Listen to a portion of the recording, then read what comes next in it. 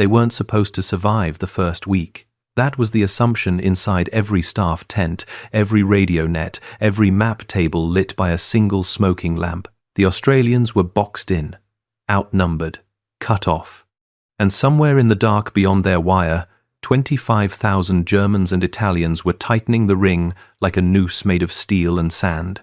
Major General Leslie Morshead stood on the ramparts and looked out at that horizon. 3 miles away, German tanks rolled into position, closer than they should have been, close enough to see dust trails moving like pale ghosts, close enough to feel the weight of inevitability. Because this wasn't just any German formation. This was Rommel's Afrika Korps, the Desert Fox, the man who moved faster than anyone had expected and hit harder than anyone was ready for. He'd been tearing through North Africa like a storm front. And now, Tobruk was the obstacle in his path, a deep-water port, a gateway to Egypt, a lever on the entire desert campaign. If Tobruk fell, the British supply lifeline snapped. If Tobruk fell, Rommel didn't just win a battle, he opened a door to Cairo, to the Suez Canal, to the artery that fed the empire. The order from Cairo was blunt: hold, defend, wait for relief. Textbook siege doctrine. Dig in, conserve ammunition, minimize losses, survive until someone breaks the ring. It was how sieges had been fought for centuries, and it was already failing. They studied the Australians now trapped inside Tobruk and wrote their reports with confidence. Volunteers, far from home, no experience with siege conditions, outnumbered, outgunned. They predicted Tobruk would fall inside 2 weeks. Some officers reportedly bet on 10 days. Those reports made their way into Allied hands, intercepted through the invisible war of codes and radio traffic. Morshead read them. He was 51, grey hair, face worn by decades of service, not a glamorous headline general, a schoolteacher before the Great War, a trench veteran of France, a man who had lived through the kind of static waiting that eats hope 1 hour at a time. He didn't need a textbook to tell him what sitting still did to men. He'd seen it at Verdun. He'd felt it in his bones. In Cairo, British officers spoke with crisp certainty about defensive lines and machine gun intervals. They talked like the siege was a diagram, like the enemy would politely follow the script. They nodded at each other, educated men in clean uniforms, citing history like it was a shield. Morshead listened. He said nothing, but in his mind, he wasn't hearing their voices. He was hearing the wet, endless thunder of artillery in France, the whine of shell fragments, the slow drift from courage into helplessness. Back at Tobruk, Morshead gathered his senior officers in a rough room with a wooden table and a map spread out like a wound. These were hard men, sunburnt, dust-covered, shipped 12,000 miles from Australia to fight a desert war that didn't feel like anything they'd imagined. They expected the standard orders. Hold your lines. Wait. Instead, Morshead's finger traced the enemy's positions around the town, not as a barrier, as targets, and then he said it, quietly, not as a speech, but as a statement of intent. The Germans think we're going to sit here like rabbits. He let that hang for a second. They think we'll hide.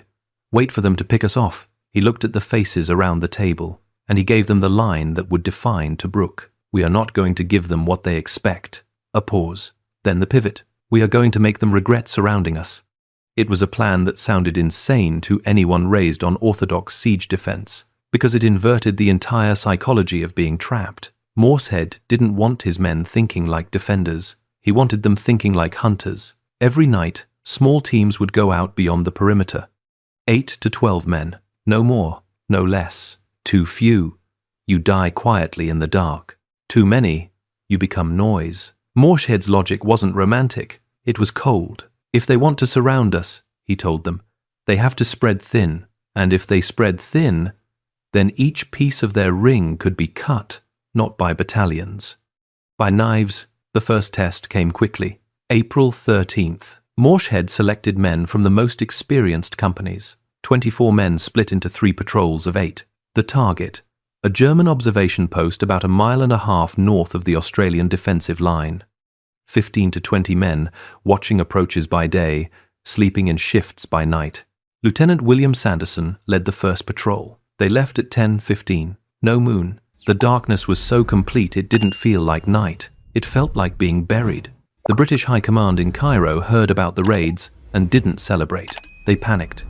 A message arrived instructing Morshead to stop. It argued the raids wasted ammunition, risked lives for no strategic gain. The proper defense was to conserve and wait. Morshead read the message, filed it, ordered more raids. There was one man who backed him, General Thomas Blamey, commander of Australian forces in the Middle East, a great war veteran, someone who trusted Morshead's judgment. When British officers complained, Blamey defended the raids. More than that, he helped them. He arranged for artillery support to cover returning patrols, not heavy bombardments that would warn the enemy, but timed fire to discourage pursuit, to break up German reaction forces when patrols slipped back. Support that saved lives.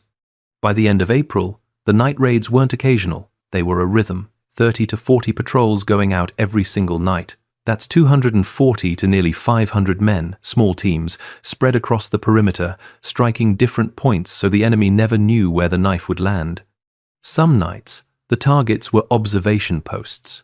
Other nights, supply dumps, artillery positions, communications lines, a machine gun nest that had been harassing Australian trenches by day, a section of wire where German patrols liked to gather before dawn. Every night, something burned. Every morning, German commanders counted losses, and the no-man's land between Tobruk's defences and the Axis ring changed ownership. By day, it belonged to the Germans because they had numbers, guns, tanks. By night, it belonged to the Australians, because fear doesn't care about numbers. Fear cares about what happens when the lights go out. The Germans began to stop patrolling at night, stopped manning forward observation posts, stopped driving supply trucks forward until sunrise. Artillery crews abandoned guns after dark and retreated to bunkers. Sentries shook in their foxholes, jumping at every sound. Wind over canvas, a stone shifting, a fox moving across sand. Everything became footsteps. And the worst part wasn't the raids themselves. It was the waiting, because in a raid, at least you know it's happening. You hear the grenade, you see the flash, you shoot back. But in the moments before a raid, there is only the dark. And in the dark, the mind becomes a weapon against itself. German letters and diaries captured later described sleepless nights, nerves fraying, men firing at shadows, wasting ammunition on ghosts, faking injuries to get pulled back.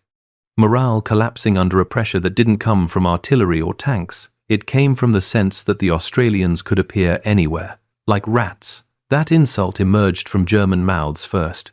They meant it as contempt. Rats crawling out at night to bite and scratch, then vanish. When the Australians heard it, they embraced it. They became the Rats of Tobruk. A badge, a joke, a creed, because it meant the mighty Afrika Korps couldn't catch them. And Rommel recognized the problem. He tried to counter it the way any aggressive commander would. He ordered night patrols, hunters to hunt the hunters. On May 2nd, a company of 120 Germans went out into the dark to find an Australian patrol. They found nothing. Because the Australians weren't where the Germans expected. Instead, 3 Australian patrols found them. The Germans were hit from multiple directions. Grenades, automatic fire, chaos. 28 Germans died in 15 minutes. The survivors ran back in disorder, and the desert swallowed the rest of the story. Rommel never ordered another large night patrol like that again. Then the Germans tried ambushes, hidden foxholes along likely routes, machine guns set, waiting in silence. But the Australians changed routes every night, never hit the same target twice in a row. The ambushes caught empty sand, and the men sitting in those ambush positions were sometimes more afraid than anyone else, because in an ambush at night, you're alone. In the camp, at least you have others. In the dark, you have the wind. And Australians somewhere out there, Axis officers began to send urgent requests for reinforcements not to attack Tobruk, but to simply maintain the siege line. They were exhausted from lack of sleep, from constant alertness, from the feeling that their ring was being eaten away piece by piece. Meanwhile, inside Tobruk, the raids did something equally important. They kept the defenders from becoming prisoners of their own minds. Waiting kills morale faster than shells. Night raiding gave men a purpose. A way to strike back. A way to feel agency in a situation that should have felt hopeless. It wasn't just tactical, it was psychological. It told every man in Tobruk, "We are not prey," and it told every man outside Tobruk, "You are not safe." That's where the story becomes bigger than a fortress. Because Rommel's plan wasn't just to take Tobruk, it was to take it quickly, then push east before British reinforcements could arrive. To reach the Nile, the Suez, the heart, but Tobruk didn't fall. And worse, it held Rommel in place. He couldn't leave Tobruk behind him with a thin screen because the Australians might break out and attack his supply lines. So he kept thousands of good troops tied down in the desert, bleeding men every night, wasting time. The siege that was supposed to be quick became a poison, and you can feel the irony in the desert air. Rommel had surrounded Tobruk to trap it, and now the siege was trapping him, because every day Tobruk held, the British had time to regroup. Every night the rats went out, the Afrika Korps bled a little more, and in war, time is blood in another form. By late May, the raids had become a nightmare routine. Sunset didn't bring rest, it brought dread. German soldiers began to mark time by darkness like it was a sentence they had to serve, and the Australians, lean, dusty, exhausted, kept going out anyway, because Morshead understood something that had nothing to do with geography. If you let a besieged force feel surrounded in its mind, it's already lost. So he kept the perimeter active, kept the enemy off balance, kept fear flowing outward instead of inward, and that's when Tobruk stopped being a fortress. It became a weapon made of aggression, discipline, and refusal to accept the script Rommel expected. And somewhere out beyond the wire, in the sand and darkness where the horizon disappeared, German officers began to realize the siege had turned inside out. Because every night, when they lay awake listening, it wasn't Tobruk that sounded trapped, it was them. Rommel was not a man who tolerated humiliation. He could accept losses, he could accept friction. What he struggled to accept was being made to look slow. Tobruk was supposed to be a door he kicked in. Instead, it became a thorn in his foot, and every night that thorn twisted deeper. Inside his headquarters, the reports piled up like sand. Outposts hit, supply dumps burned, observation posts wiped out. Sentries found dead with bayonets still fixed on their rifles, never having fired a shot. The same phrase kept appearing in different forms. They came out of the dark. They were gone before we could respond. We could not see them. In the desert, that last sentence is the one that hurts the most, because the desert is supposed to be open. It's supposed to reveal. But at night, the desert becomes a different animal. The ground cools and hardens. The air thins. Distance becomes a void. And a man lying prone in the sand can disappear as completely as a man in jungle canopy. The Australians learned how to make that darkness their camouflage.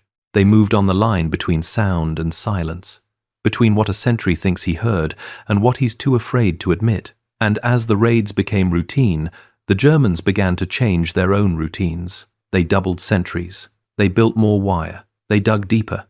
They started laying mines in likely approach routes. They tried to rig trip flares. They tried to make the night visible. But every defensive measure comes with a cost. Wire slows your own movement. Mines limit your own patrols. Flares reveal you as much as they reveal the attacker. And in the end, none of it fixed the real problem. The Australians weren't trying to occupy the ground. They were trying to poison the mind. So when the Germans built thicker positions, the Australians simply struck elsewhere. If one outpost became too guarded, they found a weaker one. If a route became mined, they used another. If the enemy waited in ambush, the Australians didn't come. They didn't need to win every night. They only needed to make sure the Germans never slept. Because sleep is more than rest. Sleep is morale. Sleep is discipline. Sleep is the ability to think clearly the next day. And without sleep, a man starts making mistakes that no weapon can forgive. It showed in the way German sentries fired at nothing. It showed in the way supply convoys hesitated. It showed in the way officers started writing like men who weren't sure if they were in control anymore. There were nights when a patrol would crawl to within yards of a German position and just listen, not attack, just listen, to the cough of a half-awake soldier, to the nervous shuffle of boots, to the muffled argument between a corporal and a man who swore he heard something. Then the Australians would withdraw without firing a shot, and the Germans would spend the rest of the night staring into darkness, absolutely knowing someone had been there. The fear wasn't only in the casualties, it was in the uncertainty, because now the Germans couldn't tell the difference between danger and imagination, and a soldier who can't tell that difference becomes a prisoner of his own senses. Inside Tobruk, the Australians paid their price too. There is a myth that aggressive defenders don't suffer. That's a lie told by people who've never lived inside a perimeter under constant bombardment. By day, Tobruk was hammered. Artillery shells walked across the town, turning dust into clouds, stone into shrapnel. Stukas screamed down and dropped bombs into the harbour, into the streets, into anything that looked like movement. The port was the only lifeline, and it was under threat every day. Ships came in at night, slipping through danger, unloading ammunition and food and water and medical supplies under blackout. Sometimes they didn't make it. Sometimes a ship hit a mine. Sometimes aircraft found it. Sometimes the sea took it. And the men inside Tobruk understood, in their gut, that their survival depended on a thread of dark water and steel. So the raids weren't just about making the Germans afraid. They were about buying time. Time for ships. Time for reinforcements. Time for the larger campaign to catch up with Rommel's momentum, because the siege wasn't a bubble. It was part of a moving war. Rommel tried to break Tobruk with force, not just containment. There were probing attacks, artillery concentrations, armoured thrusts that tried to test the wire, test the trenches, find a soft point. But every time he pushed, he ran into a defence that wasn't passive. Morshed's men didn't just sit and absorb. They countered with fire, with local counterattacks, with aggressive patrolling that made it hard for German units to build up quietly. And the most frustrating part for the Germans was that Tobruk didn't behave like a starving fortress. It behaved like something alive, something that bit. The ring around Tobruk, on paper, looked powerful, but in reality it was stretched, thin in places, dependent on supply lines that ran back across desert, dependent on fuel, dependent on vehicles. And every time a supply dump burned, every time a truck was hit, every time an outpost was shaken, it was another grain of sand poured into the gears. Rommel's officers began to argue about priorities. How many men do we commit to tightening the siege? How many do we keep for the push east? How many do we lose every week to rats we can't catch? Because Tobruk wasn't just a defensive hold anymore. It was an anchor tied to Rommel's ankle.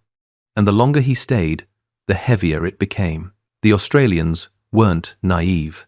They knew the raids couldn't go on forever at the same intensity. Men were exhausted. Patrol commanders learned to read the fatigue in their soldiers the way you read weather.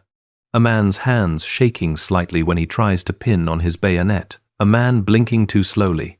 A man who doesn't react immediately to a whispered signal. In the desert, fatigue is a killer because it steals your smallest discipline first. The discipline that keeps you from making sound. So the raids became more refined, more selective, better intelligence, better timing. Morshead pushed his officers to treat raiding like an art, not a brawl. He wanted precision, not heroics. 5 to 10 minutes, in and out.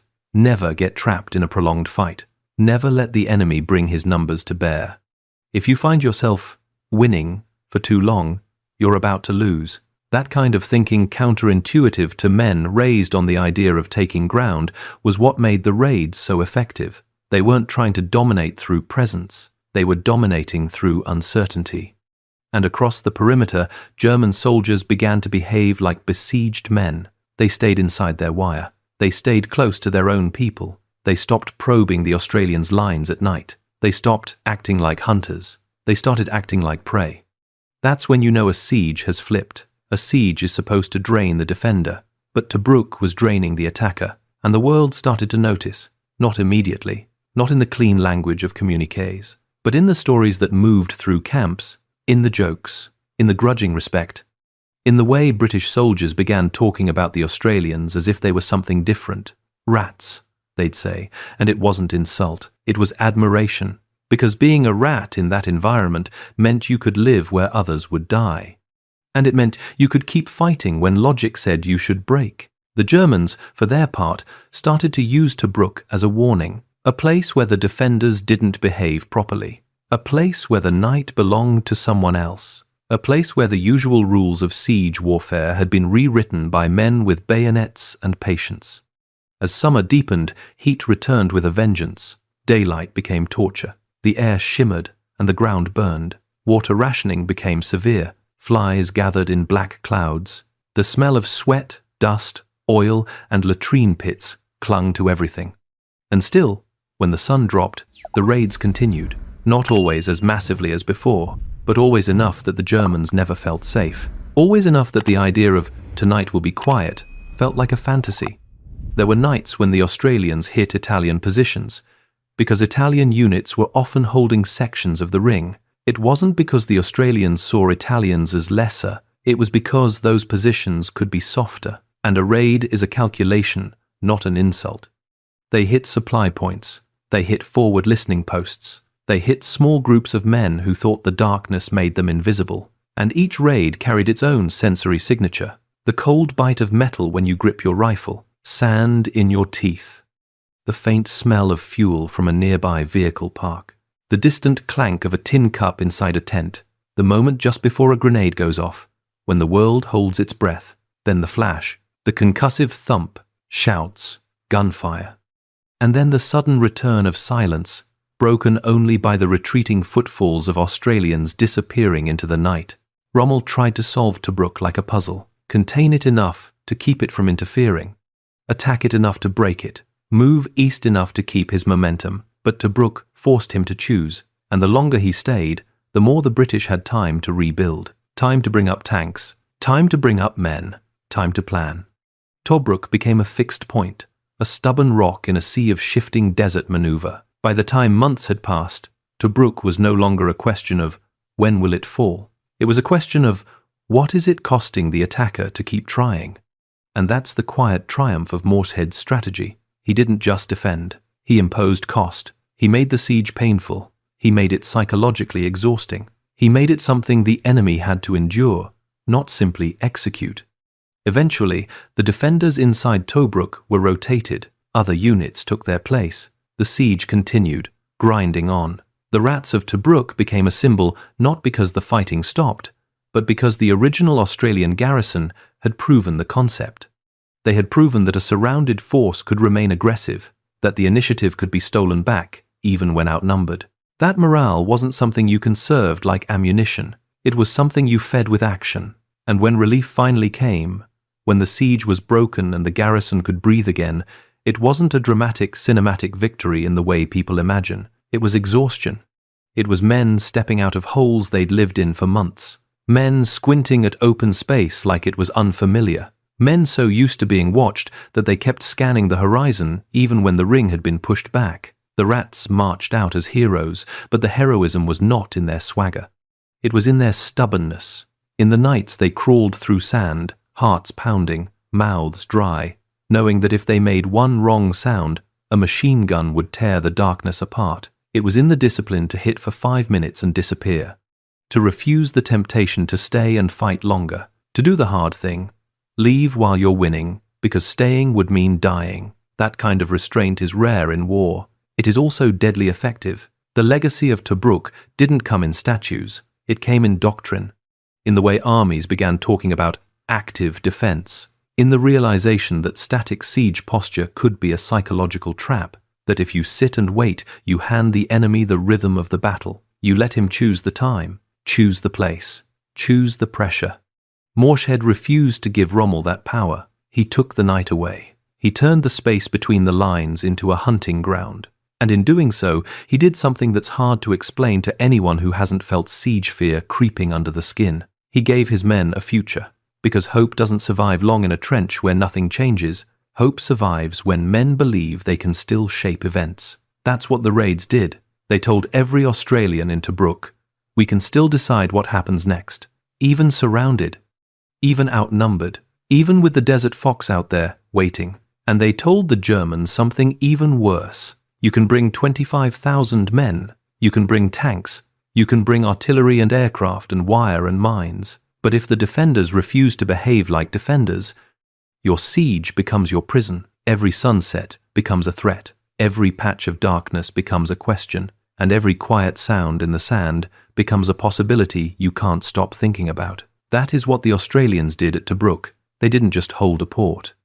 They broke the logic of the siege. They made the enemy fear the night. And they proved, in the harshest environment imaginable, that sometimes the most unreal move isn't a last stand behind walls. Sometimes the unreal move is stepping out beyond the wire and hunting the men who thought they had you trapped. They couldn't admit it out loud, not in reports, not in briefings, not in the calm language that makes disasters sound manageable. But by early summer, the siege line around Tobruk was no longer a weapon. It was a burden.